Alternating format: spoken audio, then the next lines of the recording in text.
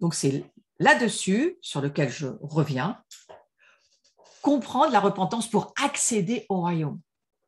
Donc, il nous faut redécouvrir la mort et la résurrection en termes d'expiation, en termes de mort et résurrection, la croix, tout ce que la croix a accompli, ce n'est pas seulement pour pardonner nos péchés, mais c'est pour restaurer le royaume de Dieu.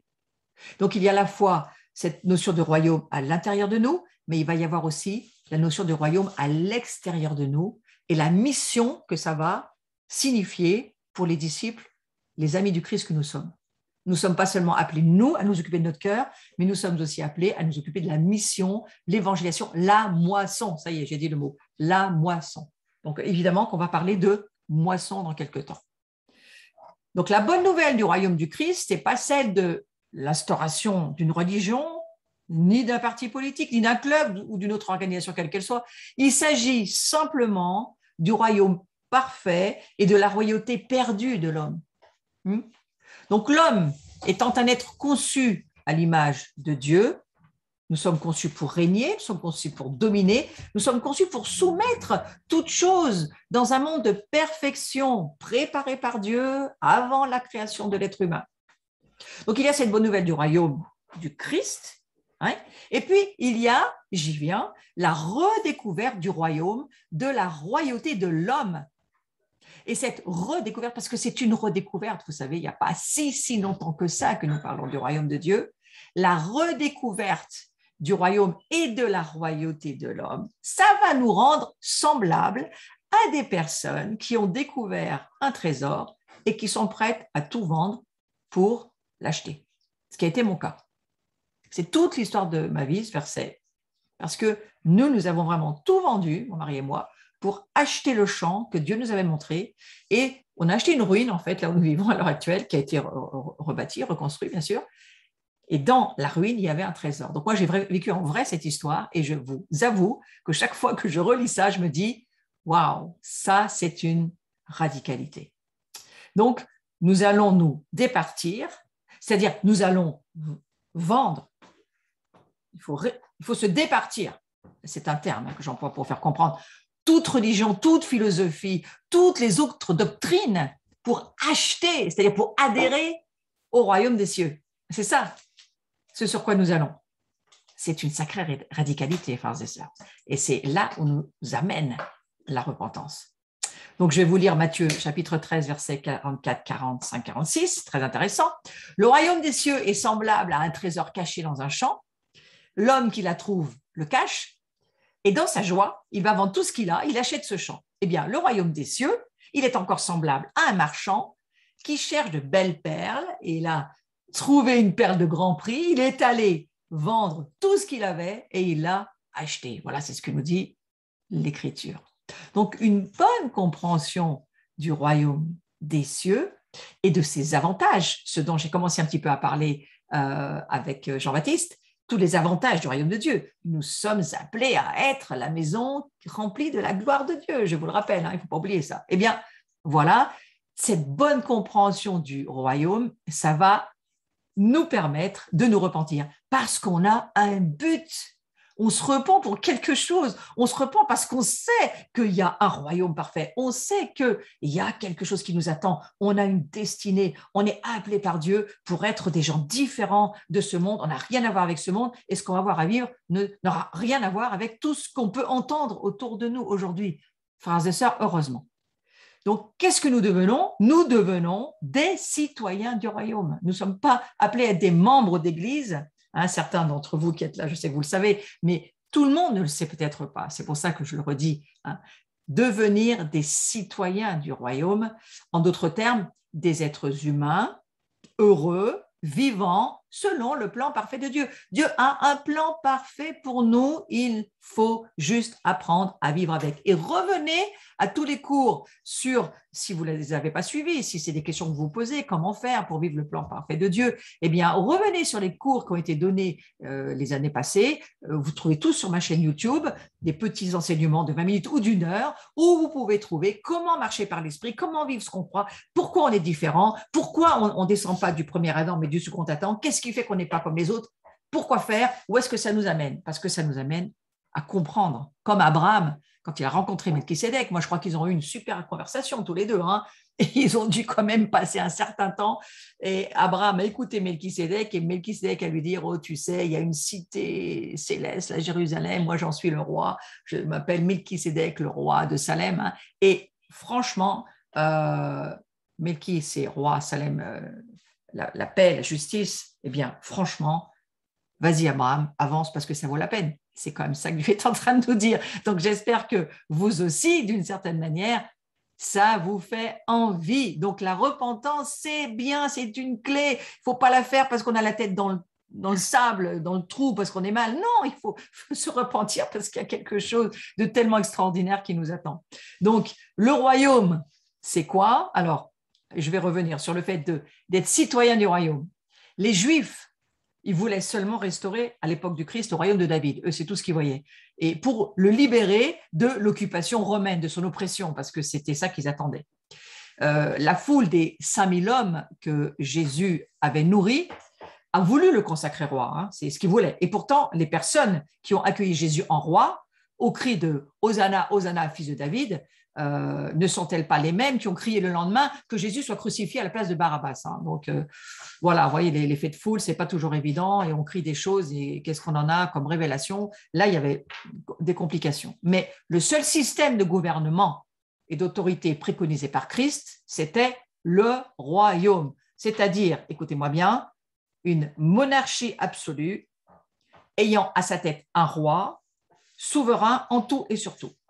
Alors nous, c'est compliqué au niveau français, chaque fois qu'on parle de ça, on a ça, il y a plein d'images qui arrivent, du roi Soleil en passant par Henri IV, je ne sais pas, nous, alors vraiment, c'est pour ça que je vous dis, renoncer à toutes ces philosophies, à toutes ces histoires, à toutes ces façons de voir qu'on nous a appris à l'école, même perclus de pensées grecques qui ne sont pas justes. Attention, ce n'est pas ce que Dieu veut nous dire là. Hein. Lui, il parle d'un royaume parfait. Un royaume parfait. Et un royaume parfait, on ne sait même pas ce que ça veut dire, parce que le mot parfait, c'est compliqué. Mais on va aller à comprendre Dieu seul et saint, c'est le seul qualificatif qu'on peut donner à Dieu. Nous, c'est un qualificatif, un adjectif qui ne vient pas pour nous. Il est simplement réservé à Dieu. Dieu est saint, il est parfait. Et on va prendre ce mot parfait en comprenant l'achèvement, la maturité, l'accomplissement. Donc voilà. Mais le royaume de Dieu, il est parfait, achevé, accompli. Tout est achevé, tout est accompli, a dit Jésus. Il parlait du royaume aussi, hein, bien sûr. Donc, au commencement, le Créateur qui régnait souverainement sur toute existence, il a décidé de créer un monde, un royaume parfait. Et il a décidé d'en confier la royauté ou la domination à l'être humain, Adam, qui signifie terrien. Donc, vous voyez, ça, c'est, on veut dire, le bas du début de la Genèse. Et puis, l'être humain, il a reçu du Dieu créateur qui est roi, par droit de création, il est roi, Dieu, c'est par droit de création, il est le créateur, toute autorité. Donc Dieu, en tant que créateur, a reçu toute autorité pour diriger, gouverner, soumettre, dominer toute la création. Et Dieu, eh bien, il a donné ça à l'être humain. Donc l'être humain a reçu du Dieu créateur ce droit. Ce droit, il est transmis par celui qui a le droit de nous le transmettre. C'est extrêmement important d'y penser. Non pas en termes de, attention, hein, avec une mentalité de supériorité, bien sûr que non, mais en termes de réaliser ce que Dieu essaye de nous dire. La repentance nous mène à ça. Donc c'est ce modèle de gouvernance parfait de l'univers qui est et qui demeure. Le plan originel et immuable, parce que ça ne changera jamais, de Dieu pour l'être humain et son environnement. C'est le plan parfait, immuable, irrévocable. Exactement comme pour Israël, l'appel d'Israël est irrévocable. L'appel de prendre les êtres humains et de leur demander de devenir des gestionnaires responsables, droits et devoirs, et de s'occuper de dominer la création, c'est ce que Dieu va mettre dans les mains de l'Ecclésia. Hein? L'Ecclésia, j'en reparlerai, mais c'est ce que Jésus signifie lorsqu'il veut dire c'est un rassemblement de personnes qui a un droit, une autorité de gouvernance. Donc c'est très important pour nous qui voulons réveiller le guetteur qui est au fond de nous et qui sommes appelés à être des guetteurs. Et il faut comprendre ces choses parce que nous ne rentrerons jamais ni dans notre appel à déclarer les décrets, à aller dans ce que Dieu veut qu'on dise, si on ne comprend pas le fonctionnement même du royaume et de la portée de ce que Dieu est en train de nous dire cette année, qui est l'année de la bouche. Vous voyez, lorsque Jésus demandera à Pierre, Pierre, qui dis-tu que je suis? Alors il répond, hein, tu es Élie, puis après, tout à coup, Pierre répond, tu es le Christ, le Fils, le Messie, le Fils du Dieu vivant. Et Jésus lui dit, c'est bien Pierre, c'est bien. Alors il le félicite, mais il le félicite de quelque chose qui aurait pu vexer Pierre du reste. Hein. C'est bien parce que c'est pas toi qui le sais en fait, mais je te félicite de l'avoir dit. Ça peut être un petit peu des fois pas évident, hein, parce que Jésus est en train de dire, c'est bien Pierre, c'est super, c'est pas grâce à toi que tu sais ça, mais c'est bien, tu l'as dit. Mais en fait, c'était tellement important. Tu es heureux, Simon. Pourquoi Jésus va lui dire ça? Tu es heureux? Eh bien, parce que tu as compris quelque chose. En fait, lorsque Pierre a déclaré cela, c'est directement venu sur la terre et ça a manifesté ce que Jésus voulait que ça manifeste. Oui, il est le Messie, il est le Fils de Dieu vivant, et c'est ce qu'on appelle une déclaration, un décret prophétique qui manifeste quelque chose sur la terre. Et c'est pour ça que Jésus va dire à Pierre, bravo Pierre, bravo, tu as fait ton boulot de l'ecclésia, c'est-à-dire tu as déclaré ce que moi, je voulais que tu déclares, moi le Fils de Dieu, je voulais que tu déclares dans la maison que tu es. Vous voyez, c'est bon, j'y reviendrai sur ces domaines, mais c'est quelque chose de très important cette année, parce qu'on est l'année de la bouche. Donc cette année, il faut comprendre que nous sommes appelés, non pas à dire ce qu'on a envie de dire, ou attention, parce que là, c'est là aussi où le bas blesse beaucoup dans le prophétique, et moi avec, hein, moi je ne me mets pas en avant de rien, je dis juste que c'est ce que j'ai compris qu'il faut faire attention, parce qu'il vaudra mieux cette année, encore plus que toutes les autres, ne déclarer que ce que le Fils veut dire dans sa maison. Et répondre à une question de Jésus, comme Pierre l'a fait, c'est formidable, parce qu'au fond, eh bien voilà, il a répondu, il a déclaré, au travers de sa déclaration, il a posé d'une certaine manière, bam, quelque chose qui est descendu des cieux. Tu es le Christ, le Messie. Et nous aussi, on va avoir cette année, je vous le dis, l'année 5782, nous allons avoir à laisser le Fils au travers de nous, parler ses paroles, exactement comme Pierre l'a fait. Ça, c'est tout ce côté prophétique lourd dans lequel il faut que nous rentrions pour qu'on voit des choses changer. Si c'est une parole d'homme, ça ne change rien et parfois ça donne même des droits au diable. Si c'est une parole de Dieu révélée que nous déclarons, là, c'est très puissant. Donc, c'est, je crois, ce pourquoi nous parlons aussi de repentance et de royaume de Dieu. Donc, je reviens à dire encore que l'être humain, il a reçu du Dieu créateur qui est roi par droit de création, toute autorité, pour diriger, gouverner, dominer toute la création. Je sais qu'il est important que nous le sachions. Donc, ce modèle de gouvernance parfait de l'univers, qui est et qui demeure, hein, je le redis, c'est le plan originel, immuable. Il faut bien qu'on se le remette dans l'esprit. Dieu a voulu, il a voulu que l'homme, Adam et sa descendance, Adam et toute sa descendance, Dieu a voulu que l'homme, Adam, règne avec lui en roi et maître absolu sur toute chose. Voilà qui laisse à penser parfois, et que Dieu nous pardonne et qu'on puisse s'en repentir lorsque nous sommes trop dans le mélange. Il ne faut pas de mélange du tout. Et arriver à être aidé par le Saint-Esprit qui est saint et qui donc lui aussi est parfait. Donc le plan de Dieu, c'est de partager sa gloire et sa royauté avec nous. Et c'est pour ça qu'on se repent. Donc gardons ça à l'esprit. C'est pour partager sa gloire. Alors, je vous ai choisi cette image parce qu'elle m'a bien plu, franchement, elle m'a fait plaisir, cette image. Je me suis dit, mais Seigneur, nous traversons des difficultés, nos vies sont difficiles. Jésus le sait, lui aussi, il a traversé, c'était pas d'autant bien plus dur pour lui aussi, parce que lui, il a carrément été sur la croix. Mais vous savez, pour certains humains aujourd'hui, c'est très, très difficile. Et bien sûr que Dieu le sait. Mais souvenons-nous, c'est pour partager sa gloire, c'est pour partager sa royauté avec nous, comme co-régnants ou régents, comme vous voulez. Donc, c'est la raison pour laquelle il se fait appeler roi des rois, les rois avec un S, c'est nous, ou le Seigneur des Seigneur, c'est nous. Alors bien sûr, en ayant renoncé à nous-mêmes, en vivant une kénose, c'est-à-dire un dépouillement de nous-mêmes, hein, on ne peut dire cette parole que si on a une révélation qu'on est mort sur la croix. C'est pas nous, c'est Christ en nous. C'est plus moi qui vis, c'est Christ qui vit en moi. Là, il faut toujours se le redire parce qu'alors l'orgueil humain, il faut être très, très prudent. Hein. Mais cette royauté, elle implique une autorité pleine et entière sur toute la création qui est et qui demeure parfaite. C'est une phrase mystérieuse que je vous dis. Je ne sais même pas si moi je comprends tout ce que je suis en train de vous dire, mais je vous le redis. Cette royauté, elle implique une autorité pleine et entière. C'est ce que Dieu attend de nous. Est-ce qu'on se rend compte? Une autorité pleine et entière sur toute la création qui est et qui demeure parfaite. Voilà, que Dieu nous aide. Et là, la repentance, vous savez, elle prend peut-être aussi du relief pour nous. L'homme a reçu de Dieu une souveraineté pleine et entière dans un royaume d'une perfection totale. L'homme a reçu de Dieu une souveraineté pleine et entière. Je crois qu'il faut qu'on arrive à dire Amen, Seigneur, j'accepte, même si je ne comprends pas, j'accepte, même si je ne comprends pas tout, j'accepte, c'est ton plan, tu veux faire de nous ce que tu es, des sacrificateurs, mais aussi des rois et des reines, dans un royaume d'une perfection totale. Je ne parle pas de ce royaume ici, bah, bien entendu que non, ils vont passer, je parle du royaume que Dieu amène avec lui. Donc cette perfection totale, elle désigne un monde, je vous laisse rêver quelques petites secondes, un monde de justice, c'est ce que nous voudrions tous, bien sûr, hein.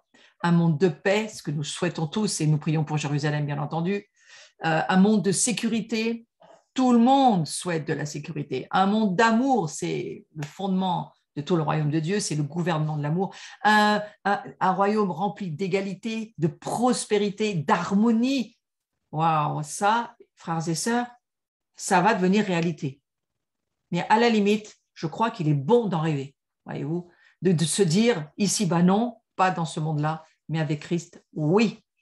Oui, avec Christ, ça va être un monde comme ça. Ça va être un royaume de paix, ça va être un royaume de sécurité, un royaume d'amour, un royaume d'égalité. On n'y arrivera qu'avec Yeshua. Donc évidemment qu'il va falloir attendre qu'il revienne. Mais en attendant, on a quand même une responsabilité puisqu'on est l'autorité sur cette terre pour préparer le chemin pour le retour de Yeshua.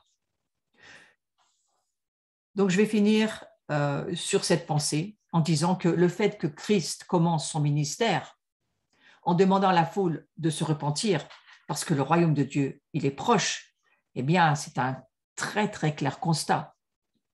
Très clair constat, ça veut dire quoi? Tout système, tout royaume humain est voué à l'échec, à tout point de vue.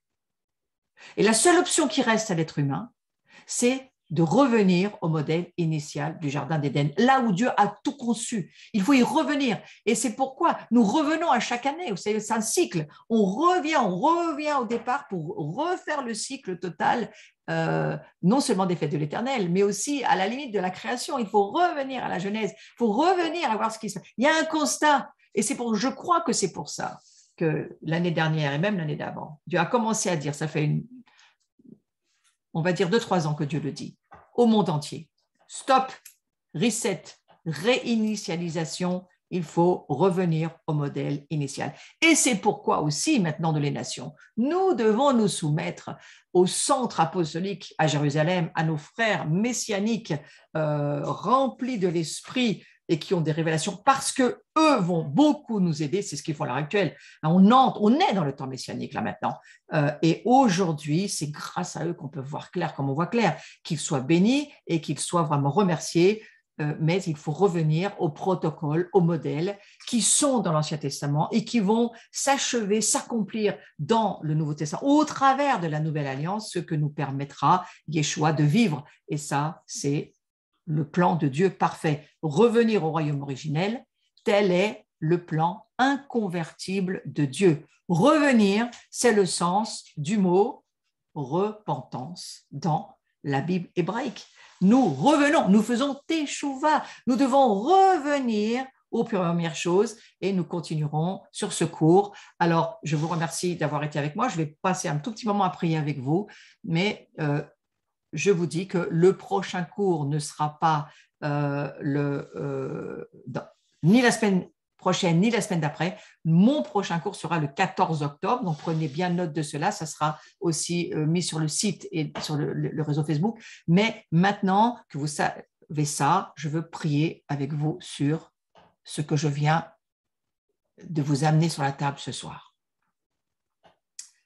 Et je vous propose de poser vos crayons, vos stylos ou de fermer vos yeux, mais vraiment concentrez-vous sur cette prière. Seigneur, je te remercie parce que tu veux nous amener à voir de nouvelles perspectives. Tu veux nous faire entrer dans cette nouvelle ère avec de nouveaux yeux, une nouvelle vision, de nouvelles perspectives, une nouvelle mentalité. Tu veux nous faire comprendre qu'il est urgent que nous quittions la mentalité de ce monde, les mentalités quelles qu'elles soient, qui n'ont rien à voir avec Dieu, pour que nous puissions marcher, recevoir, grandir avec la mentalité hébraïque et comprendre ta parole comme toi, tu veux nous la révéler et voir avec tes yeux et comprendre, vivre, entendre avec ton cœur et déclarer, faire les œuvres que toi, tu veux qu'on fasse. On voudrait cette année te faire plaisir, Seigneur Jésus. On voudrait vivre dans cette joie de la Souka vers laquelle nous allons. Et nous voulons tous ensemble te dire ce soir, nous voulons construire cette maison avec toi. Nous voulons que tu nous ouvres, illumines les yeux de notre cœur pour que nous puissions voir ce que tu es en train de faire, dans quelle année nous entrons, qu'est-ce qui se passe, qu'est-ce que tu veux. Et alors que tu veux construire cette maison que nous sommes, ta demeure, que le Fils puisse y habiter et qu'il puisse parler et déclarer ses paroles. Ça va être quelque chose que tu vas nous aider à franchir cette année. Et alors que nous avançons dans ta maison, alors nous manifestons aussi les œuvres de ton royaume et nous allons pouvoir voir une moisson arriver parce que tu vas nous aider à permettre que ce royaume il s'approche aussi, pas seulement de nous, mais des autres. Et qu'on puisse avoir des extensions de territoire, pas seulement spirituelles, mais même aussi sur la terre. Et que nous puissions voir ton royaume se répandre là où tu veux que des hommes et des femmes soient sauvés, qu'il y ait une moisson. Alors je te remercie, Seigneur. Je te remercie de mettre en nous cette immense espérance, que nous puissions voir cet avenir, voir ce royaume. Nous ne le comprenons pas, mais nous le voyons. Il est parfait, il est plein d'équité, de justice. Il fonctionne avec les principes du royaume. C'est pas rien à voir avec les principes de ce monde. Et tu vas nous permettre de pouvoir y marcher et de pouvoir y vivre. Je te remercie de nous aider chacun ce soir en ton nom, Jésus, et que chacun puisse dire amen et soit béni ce soir par ce que tu nous as dit. Amen. Amen, amen. Donc voilà, je veux juste redonner une petite annonce encore avant de vous quitter. J'ai une journée samedi où nous allons passer du temps à contempler la miséricorde de Dieu. Vous pouvez venir en présentiel, vous pouvez vous brancher, vous inscrire sur le site et vous brancher par Zoom. Donc il y a un lien qui vous sera envoyé. Et voilà, je crois que il y a une petite chose à donner d'inscription, mais c'est sur le site, vous verrez, tout est marqué sur le site. Donc, bienvenue à cette journée. Si vous voulez la vivre avec nous, eh bien, moi, je m'en réjouis d'avance. Et puis, surtout, je vous donne aussi rendez-vous dimanche soir. Nous aurons Carlos Payan, le couple Marc et Peggy Blanco en présentiel avec toute notre communauté. Nous allons vous recevoir dans une souka. Nous sommes en train de la préparer et nous serons heureux de vivre cette fête de l'Éternel ensemble. C'est tellement important que la famille se retrouve. Et puis, pour tous ceux qui ne pouvaient pas venir en présentiel, eh bien, sachez que vous nous rejoignez en ligne sur YouTube à 20h30. Nous vous attendons. Le présentiel, c'est 20h parce qu'il faut être un petit peu avant, mais en ligne, c'est 20h30 et nous serons tous ensemble à nous réjouir et à écouter des enseignements glorieux. Il y aura aussi Yuval Yanek qui, lui, sera en ligne aussi également et qui va nous donner un message. Il y aura aussi David Bouillon qui a plein de choses à dire et puis des intercesseurs qui seront là, Fabienne Ponce, les Women the Glow, Astrid Gaillère avec toutes ces femmes d'Esther. Il va y avoir plein d'amis. Il y aura aussi des personnes que vous ne connaissez pas, que vous allez découvrir. Et bien voilà, je vous laisse la surprise. Allez, je vous retrouve à dimanche et passez une excellente soirée.